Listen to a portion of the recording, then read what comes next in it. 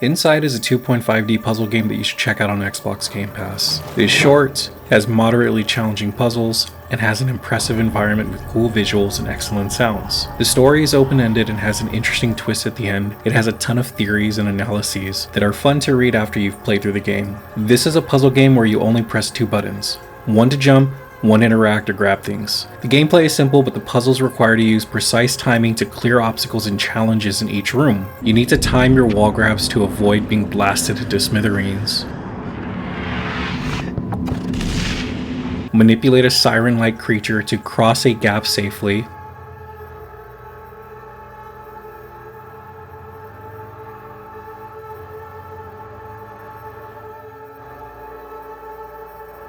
Or control other bodies to move yourself or objects in the background around to access the next room.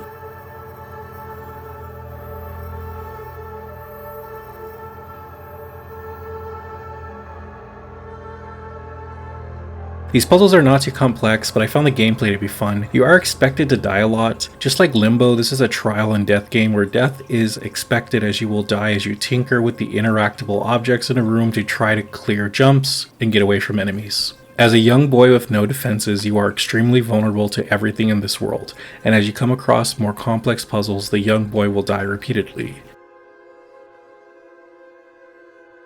While you will die a lot, this game is very generous with checkpoints, so you never lose too much progress and you can retry a puzzle without having to worry about doing much backtracking. Visually, this is a monochromatic world that uses a ton of gray. The choice of color does not stop this game from being fun to look at though. Objects and actions happening in the background are fun to watch, and when paired with the sounds in this game can create intense sections that can make your heart race. My first playthrough, I despised the dogs because their bark was loud and you had no way to defend yourself from them. Once they grabbed you, game over. Your neck's broken and you're bleeding out.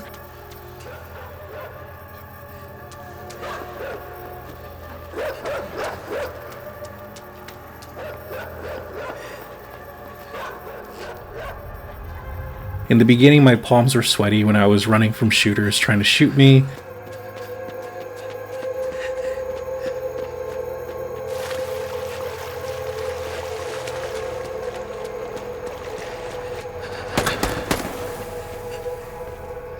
When I was swimming in the water, the music would get faster and faster as the siren approached and tried to drag me to my underwater grave.